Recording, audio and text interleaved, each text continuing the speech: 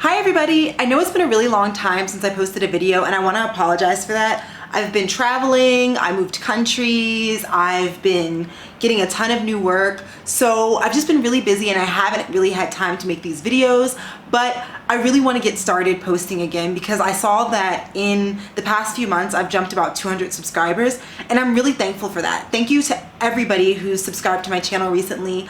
I usually just make these videos for myself mostly to document the thoughts and ideas that I have, and it makes me feel really good that people are interested in what I have to say.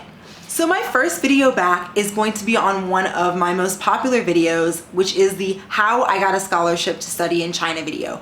People have been really curious about that and leaving a lot of comments under the video itself. So I thought that I would answer some of the top asked questions and kind of clear things up for people instead of going through and answering comments one by one. So without any further ado, let's get started. Now, question number one is, are there scholarships? I find that a really funny question because that was kind of what the video is about, but I understand what people are saying. They kind of want follow-up, like, other than the scholarship that you got, are there other scholarships to study in China? I want to say that yes, there are a lot of different scholarships to study in China. Some are offered by the governments of certain countries and others are offered by the Chinese government themselves. The scholarship that's offered by the Chinese government is called the Chinese Government Scholarship, and you should definitely look into that scholarship if you're interested in applying to study in China. If you do end up studying in China, for most people, it ends up being a really big bulk of your scholarship funds. So look for the Chinese Government Scholarship online. And I think that that scholarship is offered by China's Ministry of Education, if I'm not mistaken. So Google it and you'll find all the information on that. Other than the Chinese Government Scholarship, there are also a few more selective scholarships to study in China. There's the Yenqing Academy and the Schwarzman Scholars. I did the Yenqing Academy and I really enjoyed it. I got full room and board plus a scholarship to study plus a stipend every month. And I think Schwarzman Scholars offers a similar thing. One thing to know about the Yenqing Scholarship is that it's very selective. It's about a 2% acceptance rate. So not everybody gets in, but I would say that even if you're not sure that you would get in, apply anyway and see about it. The application's free and you may surprise yourself. So if you're interested in the Yenqing Scholarship, look it up online, Yenching Scholars, and then the Schwarzman Scholars, you can look that one up online as well. Question number two, are there work-study options while studying as a student in China? Now, this is a complicated question because officially there's no work study if you are a student on a student visa in China. If you're on a student visa, you're a student and that's all you're supposed to be doing. But a lot of students are not in situations where they can call their parents and be like, hey, can you send me money? Or hey, can you help me get through the end of the month? And not everybody gets these massive scholarships that give them stipends. So what a lot of people end up doing is they end up doing English tutoring jobs. So at a few schools or at a few English tutoring centers, you can get part-time jobs teaching English classes after school or on the weekends, and those pay pretty well. Another job you can get is doing private tutoring or being like an English-speaking nanny for families part-time. I know quite a few friends who did that and earned a ton of money doing that, especially if you can get a really good position being like a private tutor or a nanny to a family that really wants their like young child to learn English. So that opportunity is available as well. And all of these opportunities are kind of off the book and they're paid in cash. So just be aware of that. Now, one big caveat with these kind of informal jobs is that they are harder to get if you are not from a Western country. And what I mean is that, so me, I'm Black, but I'm from the United States. So I was always walking around with a US passport. And when I applied for these jobs, I was able to show my US passport. But some of my friends who are from African countries, because of the misunderstandings about how English language is taught in countries in Africa and how English language is even spoken in countries in Africa, some of my friends from African countries had a really hard time getting an English teaching job. Now, they found ways around that by getting friends to recommend them for jobs or finding English tutoring centers that were more open-minded, but it was tougher for some of these people. And I just want to put that out there just so you have that knowledge. Now, the other side of that is that people who are from Western countries that actually don't speak English regularly were still able to get jobs teaching English. So let's say that you were from Russia and your English wasn't that good, because you have a white face and you have a passport from a Western country, you still were able to find teaching jobs. So that's something to keep in mind as well. Other than teaching jobs, there are also these really cool opportunities. At least they were around when I was in China about 3 years ago. And I made a really good amount of money doing this, where you could train voice recognition software for these small technology companies that were around my university. And so I went to Beida, and in Zhongguancun there were a lot of tech companies that needed people, English speakers, to help train voice recognition software. So I did that quite often as a job, and I earned a good amount of money doing that. To find those opportunities, they're usually posted in WeChat groups. So if you do study in Beijing, ask around and somebody will put you in the WeChat group where they'll advertise these opportunities, the voice recognition software opportunities, and they're very much on a like first come first served basis. One week they'll have 2 or 3, or the next week they'll have 5 to 10. It really just depends on what's available. Question number 3, what do you do outside of school if you're a student in China?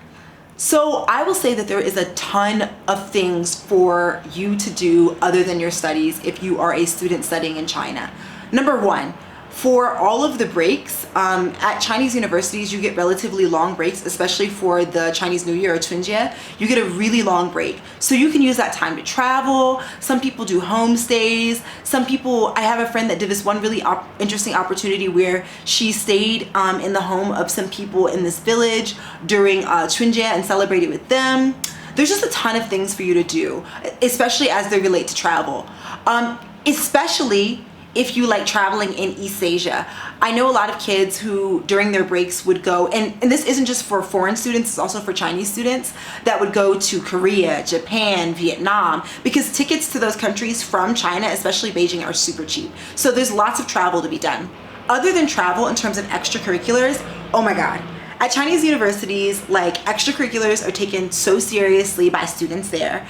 Every semester at Peking University, at the beginning, there would be a student club fair where all of the student clubs would get together and they would line up on one of the streets inside the campus, and they would basically advertise their club. And there was every club to think of, from canoeing, hiking, dancing, hip-hop dancing, cultural clubs. There was everything, and that was a really great way for people to make friends. I know a lot of people, a lot of foreign students who were able to expand their group outside of just like foreigners on campus, and really integrate themselves in the broader Chinese community. They really did spend a lot of time doing extracurriculars with the broader campus. So if you're one that's interested in really integrating yourself in the university as not just a foreign student, but just like, you know, getting a really holistic experience, those extracurricular activities will be really, really important for you. And they're a ton of fun, and you'll definitely really enjoy them.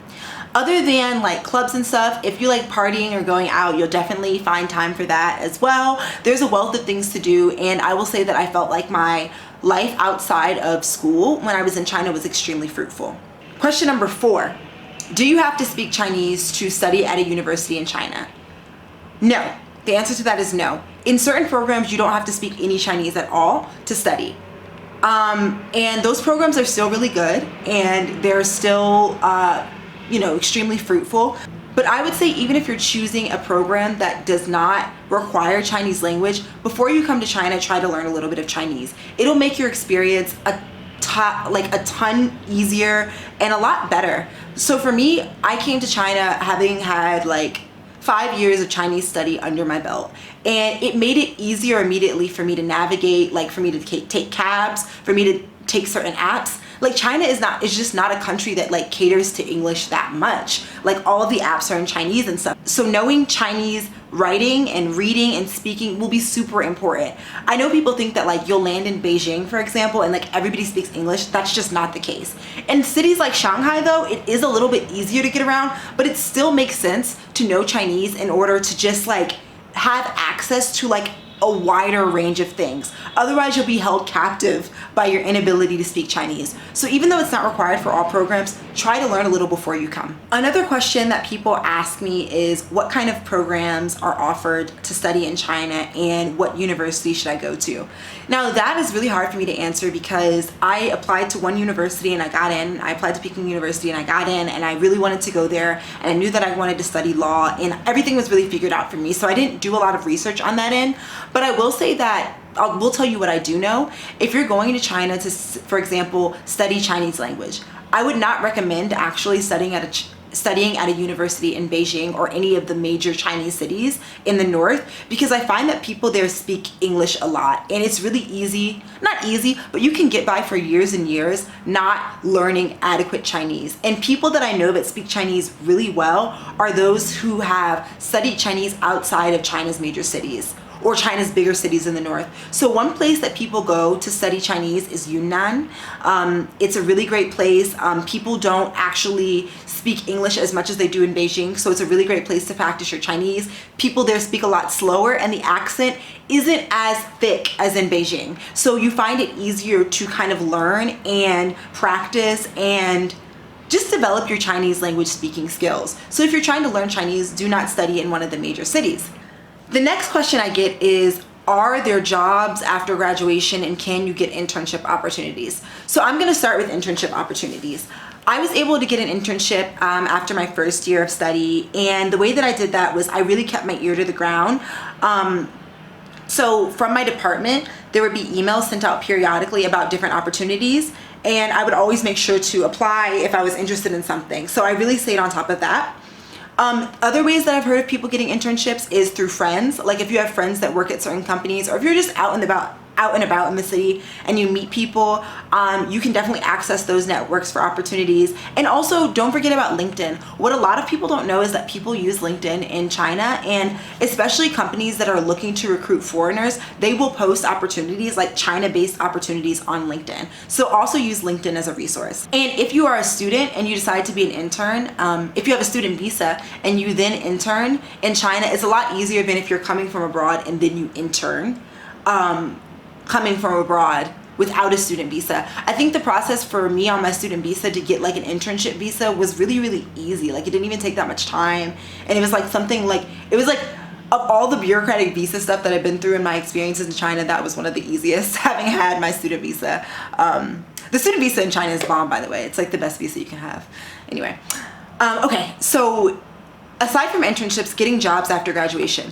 Here's something to know. While it seems like, you know, as a foreigner in China, there's this idea that like foreigners get handed all these opportunities. I will say that that can be true up until a point. So if you are a foreigner that studies in China and you want to stay there long term, I will tell you that you are going to have to hustle to stay there. And that's true like if you want to be a foreigner in any country. Like in the US, for example, it's not just like after you graduate from a university in the US as a foreigner, you're automatically offered a work visa. You really have to grind and hustle, and that's true for foreigners in China as well.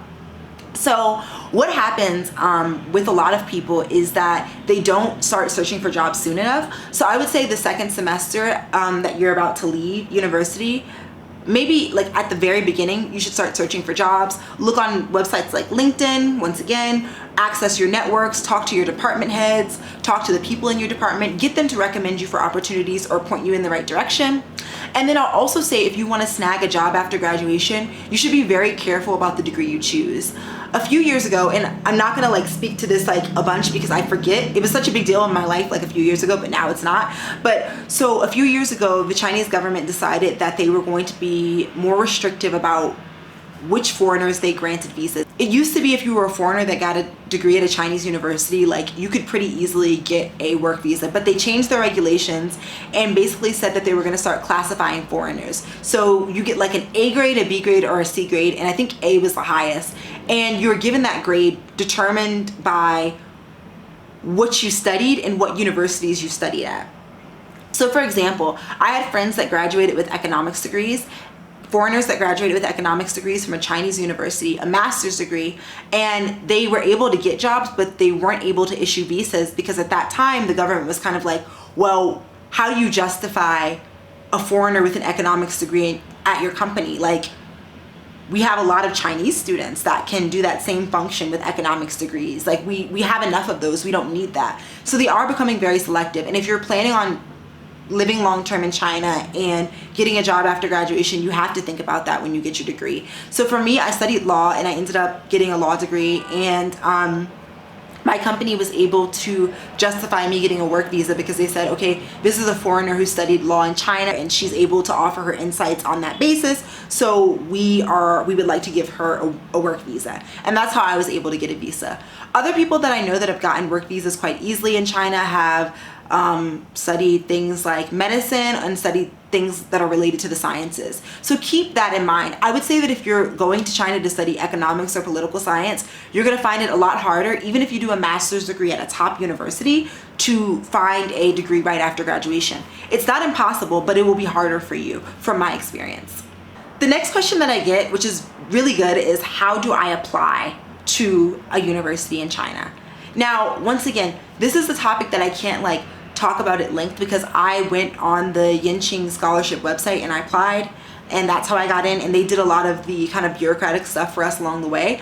But if you're interested in applying for a program kind of independently, one thing that you can do is you can look up the Chinese government scholarship on Google, and they have a lot of instructions. One thing I'll say about the application process for sure is that start early. Like if you're interested in studying at a Chinese university next year, start right now doing your research, because you might have to get transcripts. If you're doing a program that's Chinese language only, you'll have to take the HSK. Like you might have to do a lot of different steps along the way. And then also in addition to that, you're also gonna have to sort out your visa and go through the visa process and things like that. So make sure you are starting early when you decide that you want to apply. And for this, I'll definitely say that Google is your friend. So Google Chinese government scholarship, read up on it. There's a ton of information out there, and I wouldn't want to mislead you by like giving you exact instructions. The last question that I get, which is a really good one, and I want to address further down the line, is about racism. So people always ask me like, you studied and lived in China for years, like for 4 years. Did you experience racism?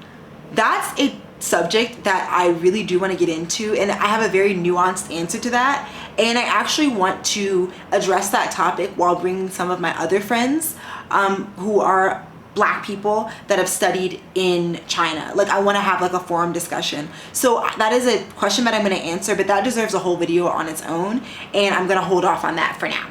Thank you for everybody that tuned into this video and everybody that put questions on my how I got a scholarship to study in China video. I loved your questions. I love doing videos like these. If you have any follow-up questions, drop them in the comments, and like in the next 2 or 3 weeks, I'll make another follow-up video. I want to be more active on YouTube, and I want to post more because I like doing videos like these. And yeah, so just ask your questions. Ask me anything. I don't care. I'll be very open. I'll be very candid with you about all of my experiences. Other than that, I want to say that in about another week, I'll be back with another documentary style video that I hope you guys learn a lot from and that I hope you guys like. So stay tuned for that. And the last thing I'll say is that like I am so happy that so many people have so many questions about studying in China, and so many people are interested in doing it. Studying in China is definitely an experience that changed the course of my life. Like I am so grateful for the opportunity that I got. I'm so grateful for the people that I met along the way. And I definitely attribute to that like 4 years that I spent living in China and studying in China and working in China to the way that my life is right now, like into the course of my life right now. Like I'm incredibly blessed and incredibly thankful. So yes, I'm so happy that people are interested. Other than that, stay happy, stay healthy, and I will talk to you guys next time. Bye.